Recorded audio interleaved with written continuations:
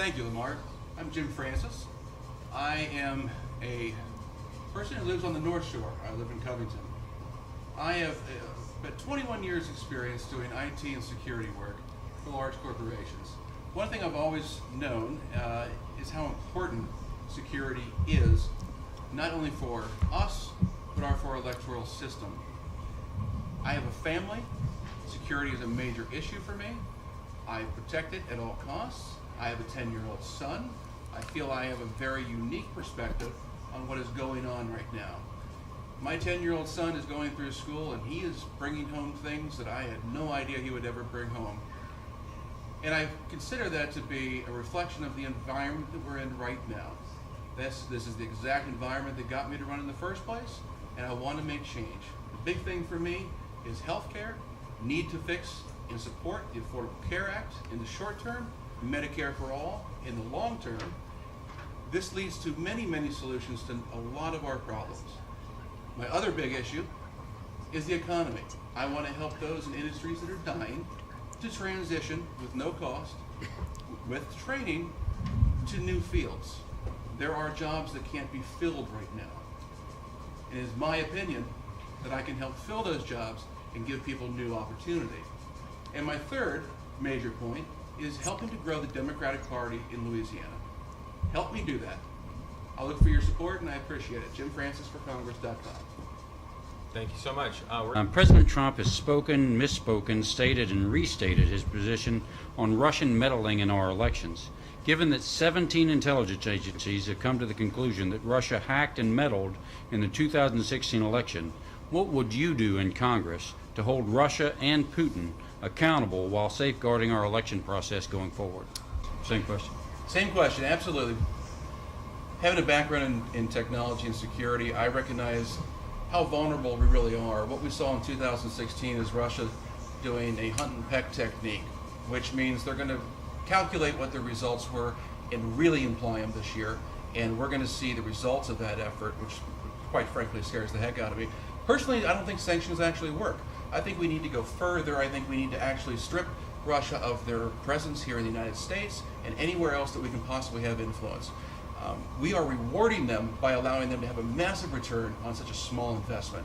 And for the fact that our election security office goes unfilled right now, a year and a half after our 2016 elections, seriously concerns me. And it tells me that Republicans are in no way taking this serious. And that really bothers me. Thank you. Sue. Reports are coming in from across the state of the damaging effects of the Trump tariffs, especially on Louisiana farmers and manufacturing. The Louisiana Association of Business and Industry says they're taking a wait-and-see approach. What would you do as a member of Congress to help Louisiana businesses not be irreparably harmed? Mr. Francis. Well, first of all, I would say we need to remove the ability for a president, specifically Trump, to simply impose tariffs using the excuse of national security. Canada imposes no threat to us whatsoever, neither does Mexico. So this is something that we need to take back into the Senate and use regular order. The one thing that I really found out when I met with the New Orleans port officials is how much this is affecting the state of Louisiana. And steel comes in, which is our major delivery throughout the Midwest, and on their return trips, they pick up poultry and perishable goods throughout the country, throughout the Mississippi. Now that the steel has dropped by 50%, all the cost to bring that down to our port throughout the Midwest has nearly doubled. And that cost goes on to every single one of us. I would stop the tariffs, and tariffs may have a place, and a right time and a right place, but it has to go through the proper channels, the proper order. We could not have somebody who simply tweets tariffs and then bails out with $12 billion farmers that he is directly affecting. Thank you. Thank you. Sure. Next question. This one goes to you first, Mr. Francis. The GOP plans to balance the $1 trillion budget deficit that they've created by cutting Social Security, Medicare, and Medicaid. What would you do to ensure that the promises we made to seniors and hardworking Americans are kept? This is incredibly important. I'm glad you asked that. First of all, these are programs that people have paid into their entire lives. We made a promise, we made a commitment that they would have this upon retirement or hitting a certain age. So what I would do is impose a law saying that to this date, it's only been Republicans who have been raiding Social Security to fund wars that are, in my opinion, unjustified. We are not following the normal order, which is to go through the Senate and everything else. Right now, we're still using laws that were passed after 9/11 to impose Trump's personal whim on who he attacks and where. And what really bothers me is that the Republicans aren't standing up and saying we need to regain this, we need to take back our control and actually fulfill our duties. So really it's a tough question. It's a tough question, and it could have multiple answers. But in my opinion, the Senate needs to finally get back to where they were and perform their duties. I do have a follow-up. We've known this point was coming because the baby boomers are all retiring. We've known that the bigger pull on Social Security and on Medicare was coming. It's a simple mathematical formula. Can you each comment briefly on the lack of future planning for the immediate money going into corporate pockets? Mr. Francis, you started. Let's start with you again. Sure. A very valid question, and I would want to say that we need to restructure this tax cut. It all comes down to this tax cut. Social Security is well funded for the next 14, 15 years. We've got that. We don't need to set off all the fire alarms and change everything like the Republicans want to. What I would like to do is to see us get a real tax cut for the middle class and make it permanent. The fact that they only followed up after the corporate tax cuts with a temporary middle class tax cut tells me that we were an afterthought. I want to see real tax reform. I want to see corporations paying their share, and we will be funded for quite a while. All right. Next official question. Being healthy leads to better quality of life for all Americans. The Affordable Care Act is far from perfect, but it's under assault right now. It's been under assault from the beginning, primarily by the GOP. What do you see as the best way to provide quality, cost-efficient health care for all Americans? Mr. Francis. Yes, Leanne, great point. That's a story that I hear quite often. The Affordable Care Act does actually work. What it does is it gets us a little closer to the other nations' health care that we emulate and think we really should have. And why can't we do that here in America? What I really like about the Affordable Care Act is the fact that it supports things that the insurance companies really don't want to cover, and that includes mental health. That is a huge help for helping the gun epidemic in this country. We need to provide that kind of care, and when we identify somebody who is a potential murderer or assault on people who get charged with that, mental health is a key indicator that that person may end up shooting people. And it's not just schools, it is also malls and it's movie theaters and everything else. But the fact that we can cover pre-existing conditions, the very fact that we don't have spending limits, any one of us could wake up with cancer tomorrow. We need the Affordable Care Act. Just as a quick follow-up to the three of you, one thing that you mentioned was that many elderly Americans have to choose between buying their medicine or buying their groceries. Right. And the cost of prescription medicine has skyrocketed, particularly in this country. Yes. What are some specific things that you think can or should be done in this country to make prescription drugs more affordable and available to those who need them? Mr. Francis? I think it's well known that the vast majority of the cost of a prescription actually goes into the marketing budgets of the companies who manufacture these drugs. It's not research. And if we wanted to have a simple solution that would really solve our issues, is open our borders up to drugs where we can order far, with 10% the cost from Mexico, from Canada, the exact same drugs that are manufactured on the same assembly lines as the pills or fluids that are sold here in America. Medicaid, if we expand Medicaid and give that to everybody, all of a sudden Medicaid, who is authorized to actually negotiate these wonderfully low drug prices, could be applied to everybody. And that is actually the key to bringing all of our prescription costs down. I have a really quick follow-up, and this could be a very short answer, but there's been some, I think that it's important to have a discussion about the differences between the public option and Medicare for all. Dr. Savoy, you talked about the need that the private sector will always exist. Yeah. I was hoping that the three of you would mind expanding on whether or not you believe in Medicare for all, or more of a hybrid model that we have under the Affordable Care Act, where there's still a private sector. What does universal health care mean, I guess is what I'm asking. Well, for me, universal health care means that everybody has access to affordable, quality health care. Now, we have a profit motive in this country that's beyond belief, and the medical industrial complex feeds off of that profit complex. So what we really need to do is have a portion of our medical care not be motivated by profit. And so as long as we have rich people in the country, which we will always have and people strive to be, then we're going to be able to pay for, those people are going to be able to pay for health care, and there will be providers who go after those dollars. But we need a good, solid health care program for those people who can't pay, top dollar for everything. And we can do that by providing a public option or Medicare, somebody can buy into Medicare, in addition to good, solid insurance programs. So a hybrid for the United States, I think, is best. Thank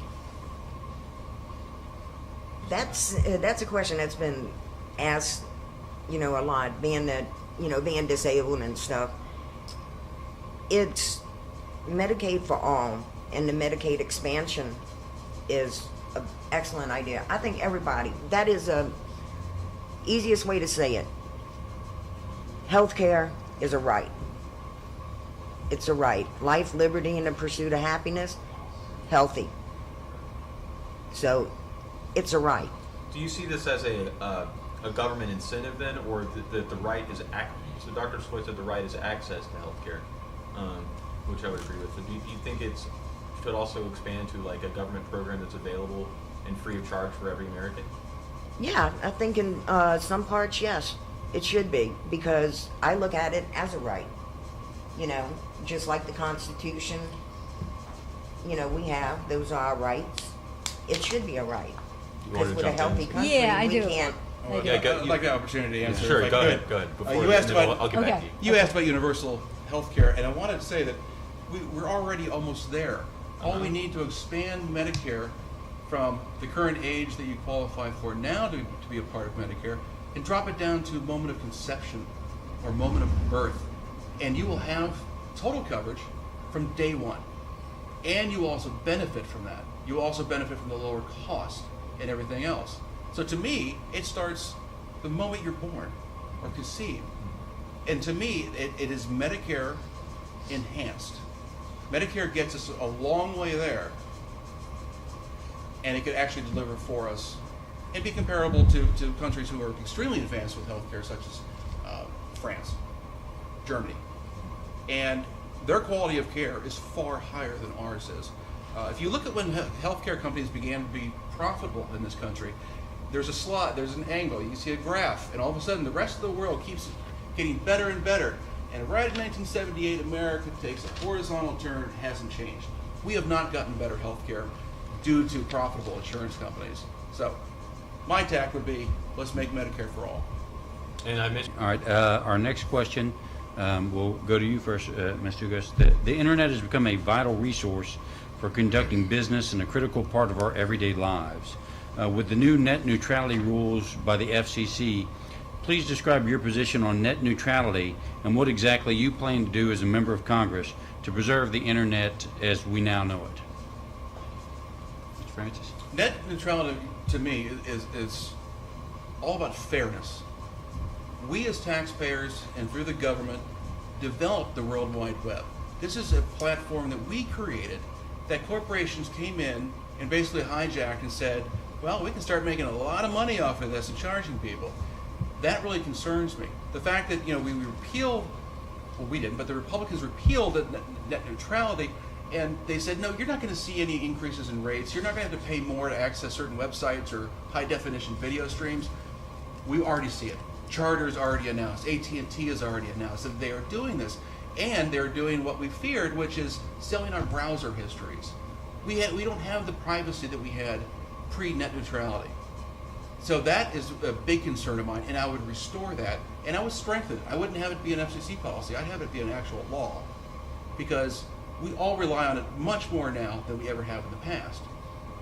And if we want to have protections as Americans, we absolutely need to restore this and allow corporations to all play fair.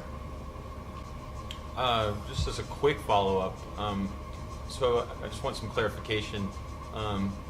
Do the three of you think that the internet should be considered a public utility, like water or gasoline or gas, or it's a public utility in Lafayette, for example? Just yes or no, or just a quick answer whether or not. I agree with that, and I'm also very impressed by local organizations or cities or communities developing their own internet access, bypassing this corporate ownership. And I'd like to see more of that. I would definitely agree. All right. Our democracy is based on representation, where the people choose who represents them, not the politicians picking who they want to represent. How do you think our government should address the issue of gerrymandering? And that means plotting and drawing graphs for districts that give them a better chance of being reelected. How can we ensure fair representation for the 2020 elections when we won't have done the census yet? We'll have just be completing it, and beyond. What needs to happen with the Supreme Court and some of the gerrymandering cases that are going on right now? If at all possible, I would propose a bipartisan commission to decide the lines. And what I mean is that governors have demonstrated over the last nearly 20 years that they're willing to gerrymander, they're willing to deny the rights of the voters who live in those communities. They're willing to draw star-shaped districts that in no way represent an equal Time way. for a minute. It's not the governors that decide, it's legislatures. That is true, but the governor does eventually sign off. And my biggest concern is that now that it's a state-by-state issue, why don't we allow a nonpartisan issue come before as a bill in Congress and allow either party to argue their case on any state, any line that's drawn? Because what I don't want to see, which is what's happening now, is people are starting to feel their votes really don't matter.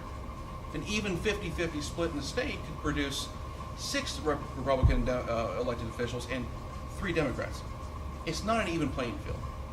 And I don't want people to lose their confidence in our democracy. Thank you. Thanks. All right, next question. I believe this one will go to you first, Dr. Savoy. With the resignation of Scott Pruitt and the interim head of the Environmental Protection Agency being a coal lobbyist, what do you envision as the role of the EPA in protecting the environment and in regulating business? Ms. Francis. Well, I would have to think of why was the EPA created in the first place? We saw catastrophic environmental damage done in the 70s due to corporations, manufacturers who are taking advantage of our environment, and they are reducing costs by dumping poisonous runoff from their manufacturing processes. They save money by not having to dispose of that properly. And what we're seeing under the Trump administration right now is a return to that belief that companies can do it to save $1 while it goes right into our streams and everything else. So I would suggest expanding the EPA with people who will actually enforce the laws and regulations that are on hand. Expand that, because new chemicals and things are created daily. And we need to have a system in place to ensure that our kids, grandkids, do not have to avoid specific areas because they're so polluted with toxic chemicals. And that is what I'm afraid of under Trump, is that we're getting back to that loose regulation that caused the EPA to exist in the first place. Let me ask a follow-up.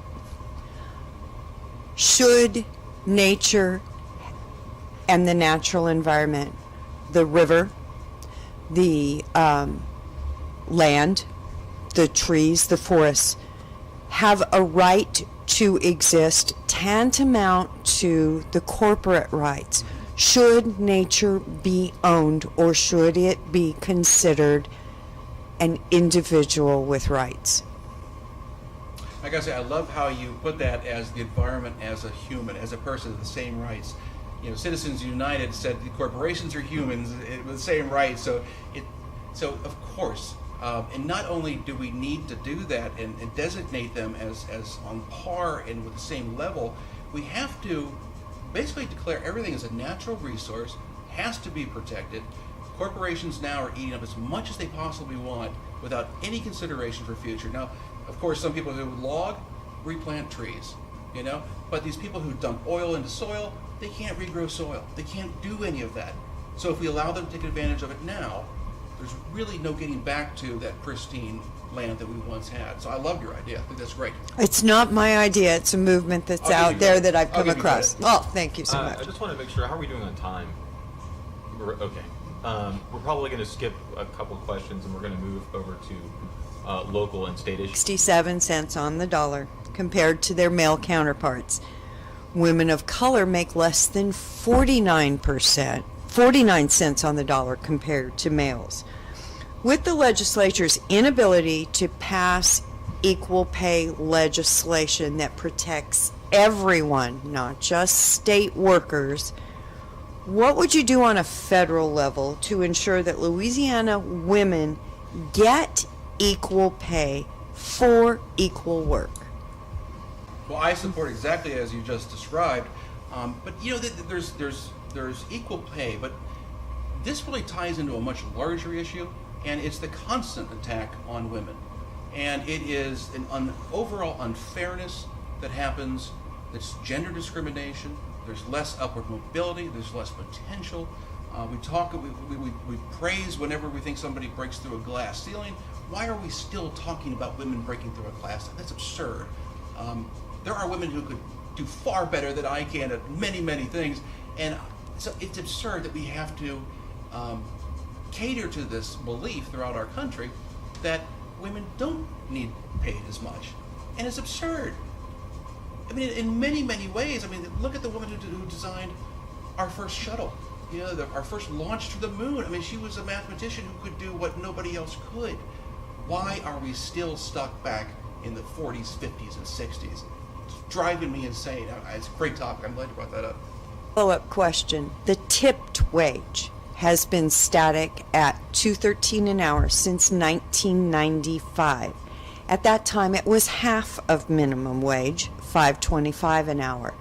Should something be done to address the tipped wage? Should we eradicate it completely and make it minimum wage plus tips, which is what it was many years ago? Simple. I agree entirely. It's another way of corporations taking advantage of workers, and the fact that tip wage is never raised at all over all those years should say that. You know, if you go to France, you try to tip somebody, a server, and they will give it back to you. They don't even understand what you're doing. We are a tip society, and we've been led to do that so that we can keep the wages extremely low. So you're playing poker each night with your job. Do I bring home $20 tonight, or do I bring home $110? How can you base a living on that? There's no confidence. There's no security in that. Minimum wage plus tips. With the failures of the Veterans Administration, the increase in homeless veterans and the increase in the suicide rate for veterans has skyrocketed. How do you envision the VA providing adequate and expedient care for those who've sacrificed so much for this country? Absolutely. The VA has existed for quite a while, but I believe they're still stuck in the 80s. One thing I would propose is opening up the VA, allow them to go outside of that single building designated for veterans. Allow them to go to local doctors that they choose. It's really a Medicare expansion is what we're talking about. Allow them to get the services they need where they want them. And what I would say is that individual mandate but also the mental health coverage of the Affordable Care Act would contribute considerably to our homelessness issue, which is majority veterans. And to really address that, you need to have a new approach. I'm considering a 21st century approach, and that's allow them to come in. They can be subsidized however you want, but really they need to be able to, go to their local doctor. Some VAs are 20, 30 miles away. Why limit that? Spread it out across a spectrum that can absorb the cost and the number of people, reduce the wait times, increase the quality of care. That's what I would propose.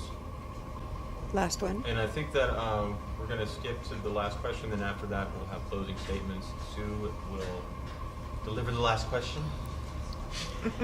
Y'all have been very, very patient and very expansive in your answers. And before we get to where I can't do this, I want to say thank you.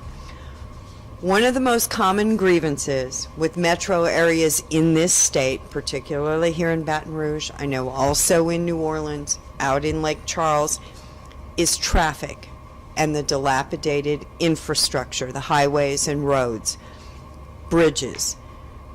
It's not uncommon across the entire country. What would you do as a congressperson to craft a nationwide infrastructure plan that will both rebuild America's workforce, but also... Good question. And I got to say, from what I've seen over the last year and a half of the Trump administration, they are looking at infrastructure rebuilding as a massive potential money grab by corporations.